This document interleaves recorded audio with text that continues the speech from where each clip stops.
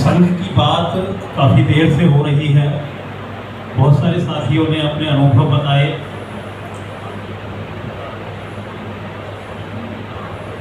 और बीच बीच में बात होती रही 10 गोल्डन रूल की। समण संघ 10 गोल्डन रूल पर चलता है। समण संघ के जो आधार है वो 10 गोल्डन रूल है। ये गोल्डन रूल क्यों बने, गोल्डन रूल क्यों है? असल में संघ के रूप में हम सारे समणों को इकट्ठा होना है और इकट्ठा होने में कुछ चीजें बाधक बन रही थी। उन बाधाओं पर जब संघ के रूप में बहुत सारे साथी बैठे और चर्चा की कि आखिर हम इकट्ठा क्यों नहीं हो पा रहे हैं, एक साथ क्यों नहीं बैठ पा रहे हैं, तो कुछ कारण सामने आए और उन कारणों को एक एक कारण पर बात की गई कि आखिर हम जो कारण है वो इकट्ठा ना होने के वो क्या है। तो पहला कारण आया कि हम केवल समण ही इकट्ठा हो, क्योंकि अभी तक देखा गया बात अगर इंसानियत की होती है, मानवता की होती है या भारतीय की होती है, तो उसमें सभी वर्णों के, सभी वर्गों के और सभी धर्मों के लोग एक साथ आ जाते हैं। और ये बहुत समय से ये सभी जानते हैं, सभी जागरूक बुद्धिजीवी लोग बैठे हैं यहाँ पर, कि जब जब हमारे बीच में दूसरे लोग आए जिन्हें वमन कहते हैं, जब जब वमन हमारे बीच आए तो हमारा जो टूट का कारण है, एक साथ ना बैठने का कारण है, वो एक कारण बने हैं। तो जब चर्चा हुई तो ये आया कि हम इकट्ठा हो तो केवल और केवल समण इकट्ठा हो, हम अपने बीच में किसी वमन को आने ही ना देंगे। तो ये एक नियम बन गया कि संघ में केवल समण ही आएंगे।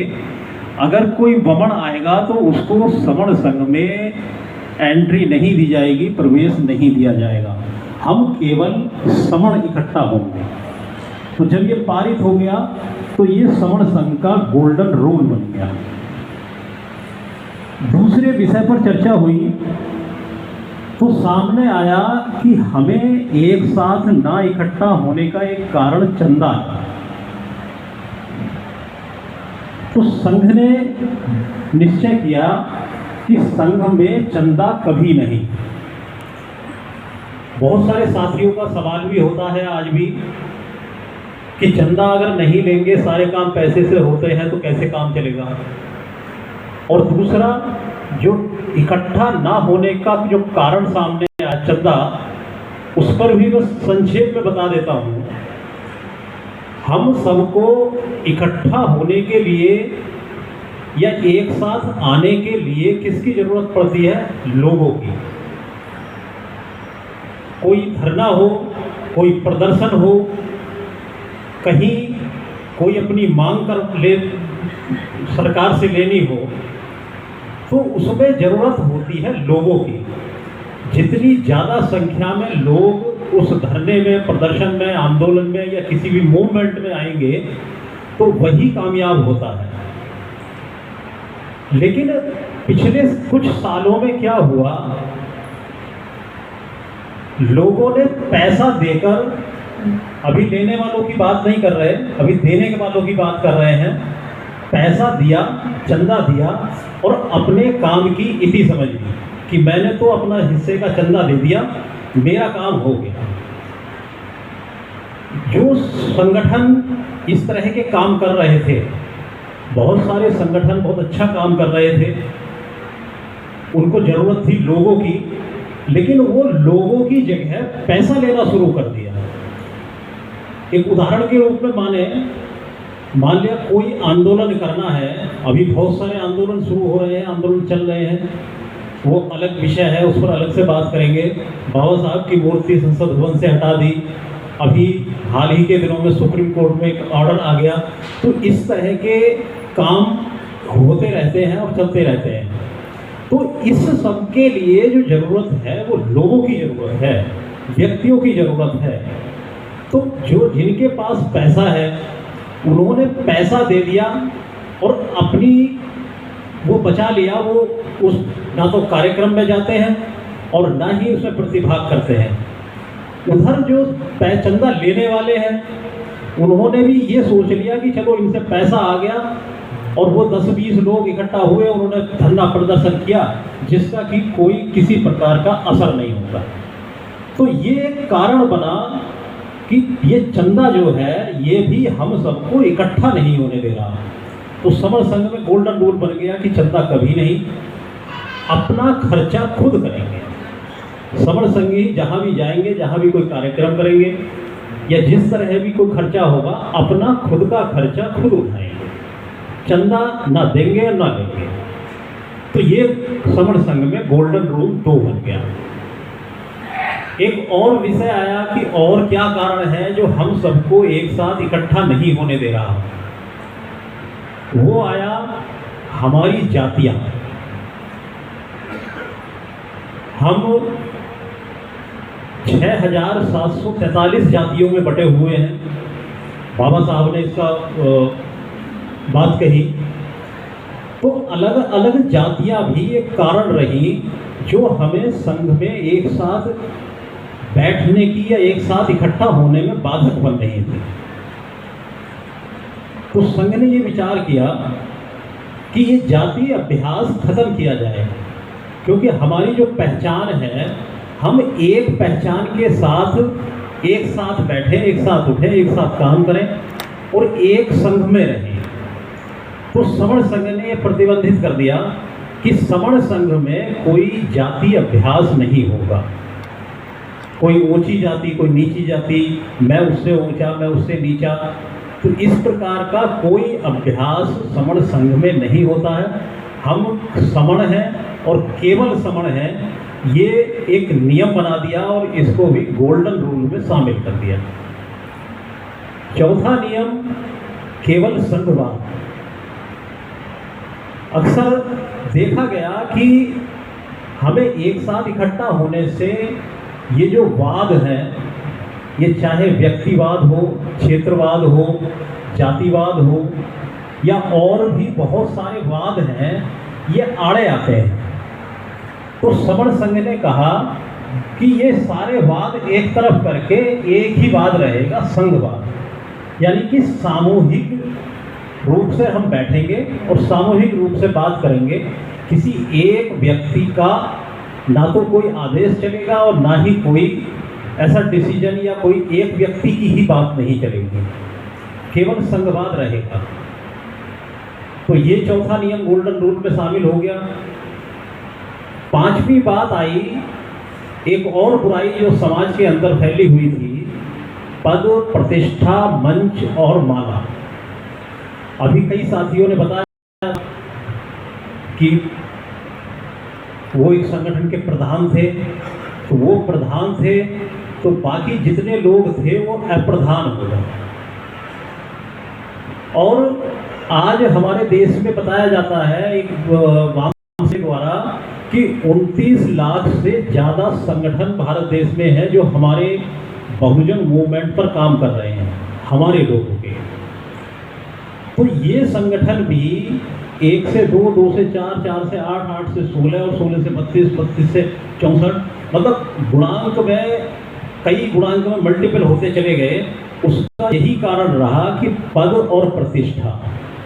एक संगठन बना, बहुत अच्छा काम किया, 1 साल के लिए मैं अध्यक्ष बन गया।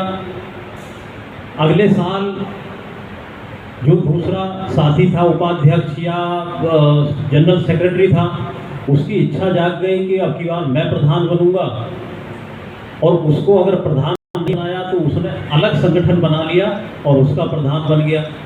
इसी प्रकार से किसी तीसरे की इच्छा जागृत हुई, मैं भी प्रधान बनूंगा, मुझे प्रधान बनना चाहिए, तो उसने भी एक और संगठन बना लिया।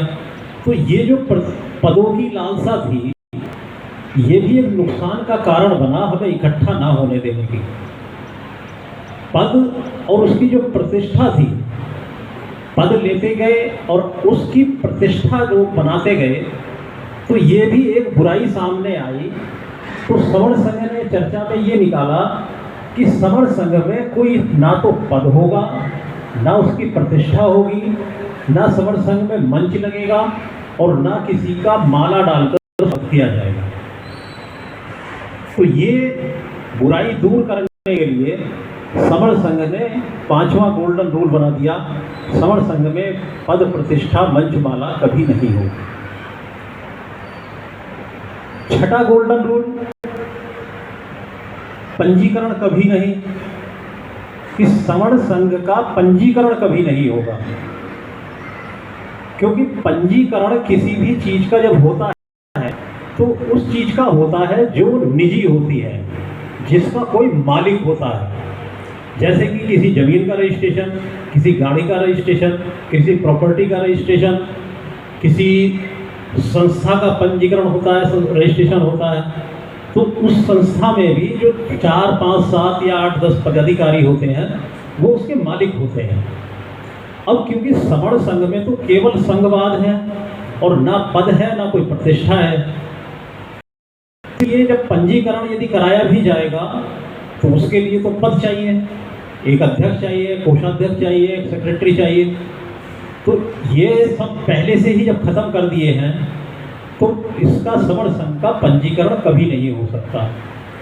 दूसरा क्या है कि जो भी जितने भी पंजीकरण होते हैं वो सरकार के यहाँ पंजीकरण होते हैं, और पंजीकरण उन सबका होता है जो जिनका वो मालिक होता है, जिसका मालिक होता है।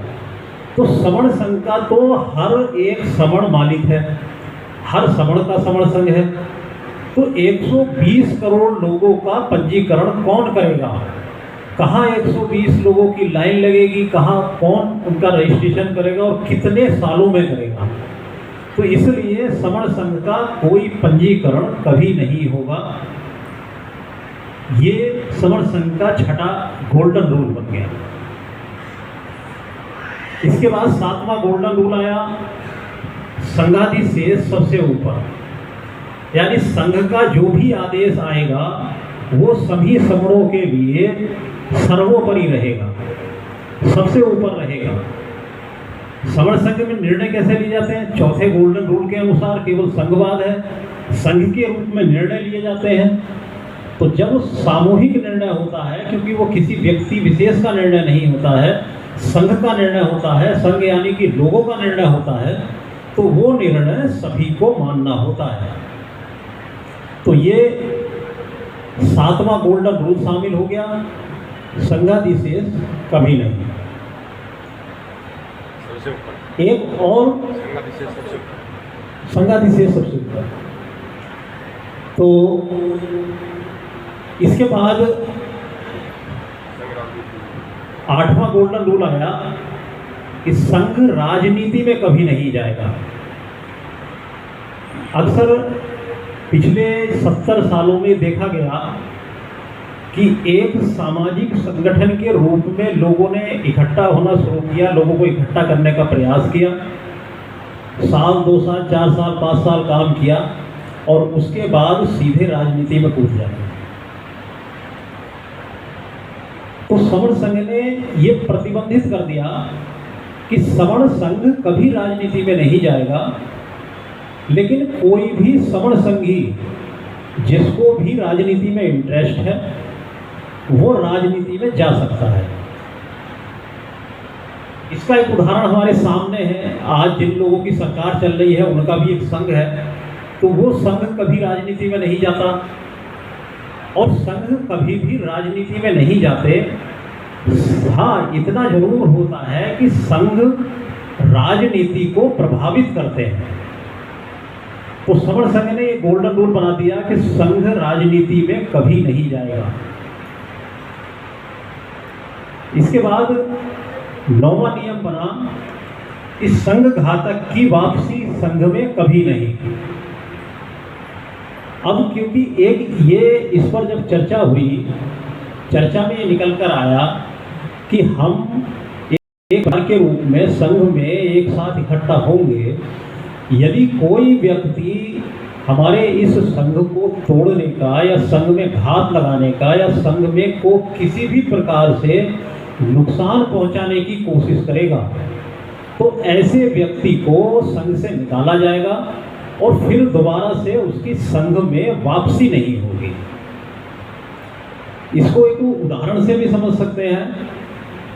सिद्धार्थ गौतम बुद्ध ने जो भिक्षु संघ बनाया तो उनका जो चचेरा भाई था देवदत्त, वो बुद्ध के 500 श्रामणेरों को जो भिक्षु बनने गए थे, जो धर्म की शिक्षा सीख रहे थे, उन्हें बहकाकर अपने साथ ले गया। बाद में बुद्ध ने सीनियर भिक्षुओं को उनके पास भेजा, उन्हें समझाया, उन्हें हकीकत बताई। जो जिस बहकावे में आ गए थे उसको दूर किया तो वो 500 भिक्षु वापस संघ में आ गए। लेकिन देवदत्त जिसने कि बहकाया था, जिसने संघ को तोड़ा था, उसको आजीवन वापस संघ में कभी नहीं लिया।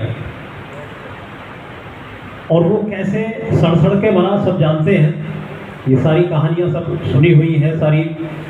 तो समण संघ ने ये इस तरह का नियम बना दिया कि संघ के साथ जो भी घात करेगा उसकी वापसी कभी संघ में नहीं होगी।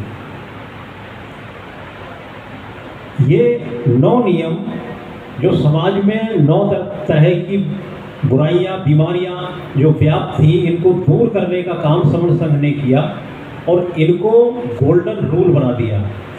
और 10वें गोल्डन रूल के रूप में इन 1 से 9 तक के नियमों को सुरक्षित किया, यानी लॉक किया कि ये 1 से 9 तक जो गोल्डन रूल है ये संघ का आधार रहेंगे, ना ये कभी बदले जाएंगे और ना कभी अमान्य किए जाएंगे। ये इस तरह से जैसे बाबा साहब ने संविधान में व्यवस्था की है, जो नियम बनाए हैं और 9वीं अनुसूची में सुरक्षित किए हैं, तो इसी प्रकार से, क्योंकि नियम बनाना एक अलग बात है और नियमों को सुरक्षित रखना और नियम लंबे समय तक बने रहें ये एक दूसरी बात है। तो इन नियमों को सुरक्षित रखने के लिए 10वां नियम बना दिया। और ये 10 नियम समण संघ में गोल्डन रूल के नाम से जाने जाते हैं, सुनहरे नियम के नाम से जाने जाते हैं, अमत्त विनय के नाम से जाने जाते हैं। और पूरा समण संघ का जो काम चलता है ये सारा इन्हीं 10 नियमों के आधार पर चलता है। तो ये जो 10 गोल्डन रूल मैंने बताए हैं, ये विस्तार से जो समण संघ की का जो ग्रंथ है, समणों का महाभारत और समण ग्रंथ, उसमें बहुत ही विस्तार से इनकी व्याख्या की गई है। मैं निवेदन करूंगा कि जिनके पास है वो मुबारक है और जिनके पास अभी समण ग्रंथ नहीं है